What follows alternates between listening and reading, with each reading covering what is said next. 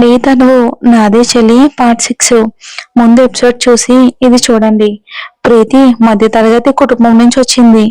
చదువు మాత్రం రెడ్డిస్ ఇంజనీరింగ్ కాలేజ్లోనే చదివింది.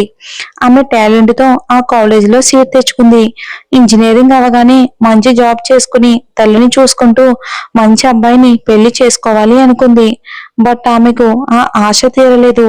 రెడ్డి రూపంలో కాలయముడు ఆమె జీవితంలోకి వచ్చాడు.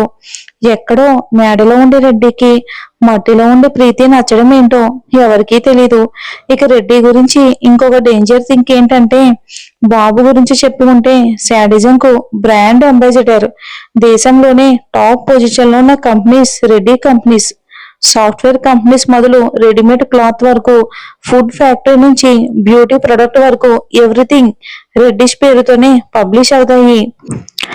ఇది లీగలా ఇల్లీగల్ అనే మ్యాటర్కి వస్తే చాలానే ఉన్నాయి. ఇండియాలోనే అత్యంత రిచ్ సిటీ ముంబైలో 1000 crores వాల్యూ చేసే రిచ్ విల్లా. చుట్టూ గ్రీనరీతో చాలా చాలా అందంగా ఉంటుంది.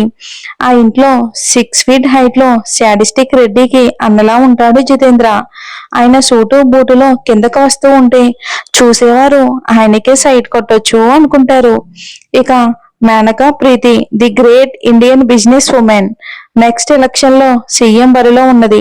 ఆమె పొగరు, అహంకారం, అందం, ఇంకా తన గురించి చెప్పాలి అంటే మన మాన్సర్ రెడ్డి సార్కి లేడీ వర్షన్ అన్నమాట.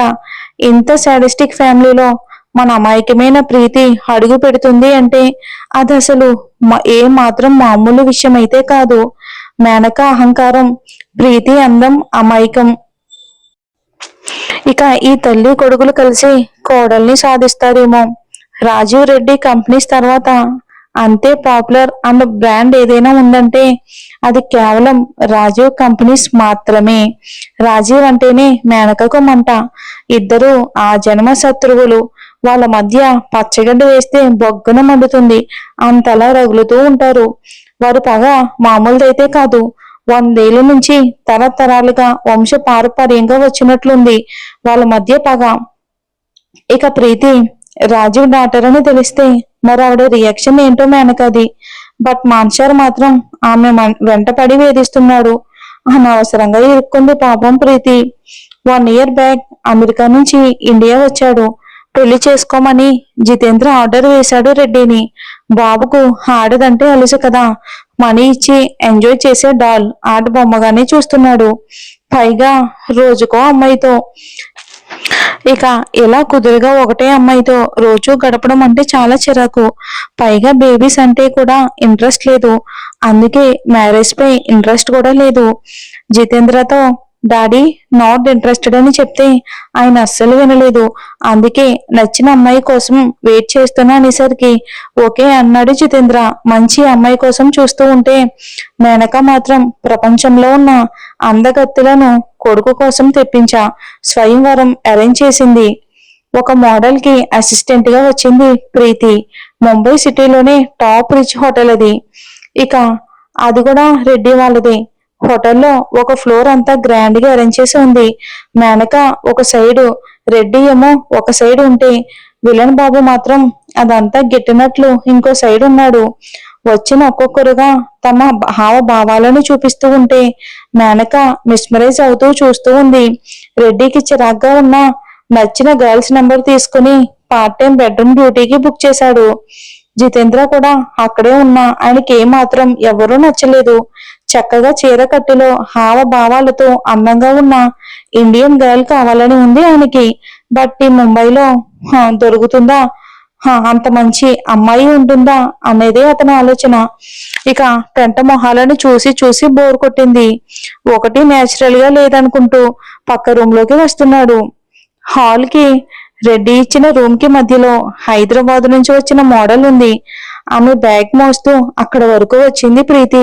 అంటే మోడల్ కి వెనకాలే వచ్చింది ప్రీతి. అక్కడ వరకు రావడానికి రీజన్ జాన్కి క్యాన్సర్ కి ట్రీట్ చేసిన డాక్టర్, అతని కూతురే ఈ మోడల్. మా కూతురుకు తోడుగా వెళ్ళమని డాక్టర్ చెప్పడంతో తల్లిని బాగు చేసే డాక్టర్ కోసం అసలు పేరు కూడా వినని ముంబై ఆర్డీ హోటల్ కి వచ్చింది మన Preethi. RD means Reddy. Catwalk చేసుకుంటూ ఆ మోడల్ వెళ్ళటంతో ఆ రూమ్ లోనే బిక్కు బిక్కుమంటూ కూర్చుంది పాపం ప్రీతి. యూ ఈడియట్ అన్న బేస్ వాయిస్ వినిపించి రూమ్ బయటకు వచ్చింది ప్రీతి. నైట్ హుడీలో black jean, stylish goggles, Rolex watch, ఇక టచ్ చేస్తే కందిపోయే skin tone, sharp nose, manly beard, అచ్చం గ్రీక్ గాడ్ లా ఉన్నాడు రెడ్డి. వావ్, ఎవరి గ్రీక్ వీరుడు అని అనుకుని ప్రీతి మిస్మరైజ్ అయ్యింది. ముంబైలో మగవారు ఇలాగే ఉంటారా అని అనుకుంది. అచ్చం సినిమా హీరోలా ఉన్నాడు అని అనుకుంటే స్టైల్ గా వాక్ చేస్తూ అరబిక్ లో తిడుతున్నాడు. మన పిచ్చి ప్రీతికి ఆ లాంగ్వేజ్ రాదు కదా, అదో వండర్ గా ఫీల్ అయిపోతుంది. కళ్ళల్లో మెరుపు వచ్చింది, గుండెల్లో దడ మొదలయ్యింది. నిశ్చింతంగా ఉన్న హోటల్లో ఎక్కడి నుంచో గంటల శబ్దం వినిపించింది. లవ్ బెల్స్ టంగు టంగుమంటూ మోగాయి ప్రీతి గుండెల్లో. కాలయముడని తెలియని ప్రీతి అతనికే ఫస్ట్ లుక్ కి మనసిచ్చేసింది. రూమ్ బయటకు వచ్చి వాళ్ళు కానుకుని అతన్ని చూస్తుంది. అటు ఇటు వాక్ చేస్తూ అవతల వాళ్ళను బండ బూతులు తిడుతున్నాడు గ్రీక్ వీరుడు. ఇక ప్రీతి రూమ్ నుంచి బయటికి రాగానే రెడ్డికి పిల్ల తామర తాకిన ఫీలింగ్ కలిగింది. ఇక ఆడవాళ్ళను పసిగట్టే హచ్చిడాగ్ కదా, అందుకే. ఇక ప్రీతి వైపు చూసేంతలోపే మేనక వచ్చి కన్నా కమ్మంటూ లాక్కెళ్ళింది. అందంగా ఆవిడ రెడీ అయిన స్టైలుకు నా గ్రీకు వీరుడు అక్కే అనుకుంది. పిచ్చి మాలోకం. ఇద్దరు వెళ్తూ ఉంటే వెనకే నిలబడి చూస్తుంది ప్రీతి. మేనక రెడ్డి ఆ కారిడార్ దాటుతూ ఉంటే ఎవరో వాళ్ళకి ఎదురొచ్చారు. మేనక కోపంగా యు ఈడియట్ అని అనవసరంగా వ్యక్తి చెంప మీద పగలగొట్టింది. ప్రీతి పాప అదిరిపడింది. మై గాడ్, హక్కే ఇలా ఉంటే తమ్ముడు ఎలా ఉన్నాడో, అయినా షీజ్ మై ఆడబడుచు అనుకుని మెలుగులు తిరుగుతుంది. షో చేసిన అందరి గర్ల్స్ ని చూసి నాకెవరూ నచ్చలేదు అని తేల్చి చెప్పేశాడు రెడ్డి. సెల్ అన్ని లైట్ తీసుకున్నారు పేరెంట్స్. కొడుకు కోసం ఈసారి అమెరికాలో స్వయంవరం అరేంజ్ చేద్దాం అనుకుని. ఇక మేనక జితేంద్ర వెళ్ళగానే రెడ్డికి నచ్చిన అమ్మాయిలలో హైదరాబాద్ నుంచి ప్రీతితో వచ్చిన మోడల్ కూడా నచ్చింది అర్జున్ కి. ఆమె అదృష్టం ఏంటంటే ఇప్పుడే మనీ పే చేసి ఆమెతో ఉండాలి అనుకుని చెప్పాడు రెడ్డి. రెడ్డి తన రూమ్ లో వెయిట్ చేస్తూ ఉంటే 5.5 అడుగుల ఎత్తుతో తెల్లగా మెరిసిపోతూ రెడ్ మినీ ఫ్రాక్ లో అతను ముందుకు వచ్చింది. వావ్ అని అనుకున్నాడు రెడ్డి తనని చూసి. హుడీ తీసి ఇక తన దగ్గరికి వెళ్ళాడు బబుల్కం నవ్వులుతూ. ఒళ్ళు విరిచాడు. తెల్లటి శరీరం మీద నల్లటి వెంట్రుకలు, ఇక 8 ప్యాక్ బాడీతో ఉన్న రెడ్డిని చూసి మిస్మరైజ్ అయ్యింది సదరు మోడల్. వావ్, సూపర్ సార్, మీరు చాలా బాగున్నారు అని అంది. నేనే కాదు, నేను అన్ని బాగుంటాయి అని అన్నాడు రెడ్డి. ఇంత అందగాడికి ఇక నేను నచ్చడమే ఒక వండర్ అనుకుంది తను.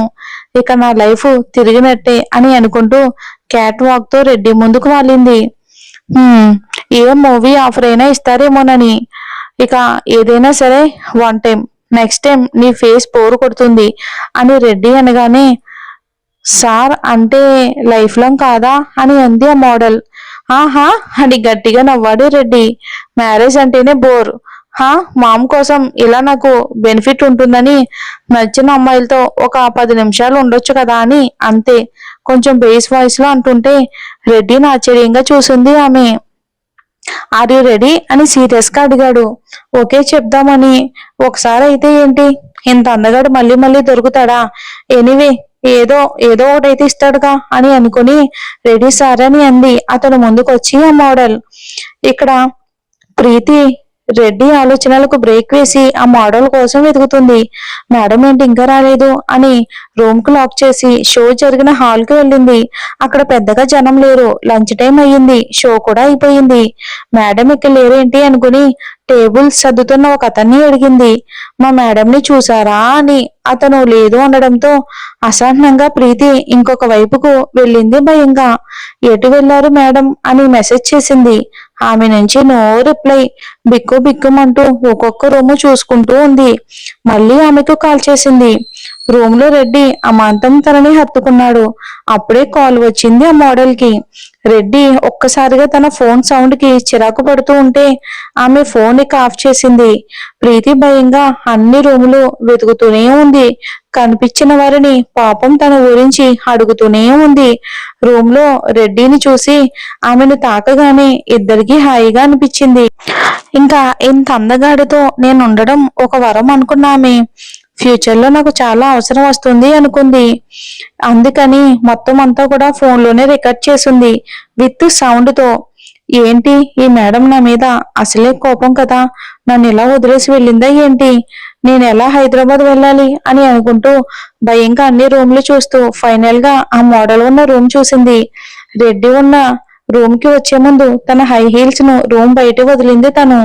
అవి చూసి అమ్మయ్య మేడం ఈ రూమ్ లోనే ఉన్నారు అనుకుని సంతోషంగా ఊపిరి పీల్చుకుని డోర్ లాక్ చేసింది ప్రీతి. మంచి టైంలో ఉన్న రెడ్డి ఆ డోర్ లాక్ చేసిన సౌండ్ కు డిస్టర్బ్ అయ్యాడు.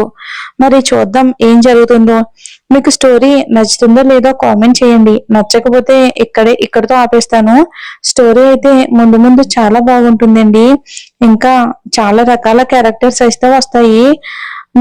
మీకు నచ్చుతుందో లేదో నాకు కామెంట్ చేయండి. ఎందుకంటే మీకు నచ్చే దాన్ని బట్టే కదా నేను స్టోరీ ఇస్తాను.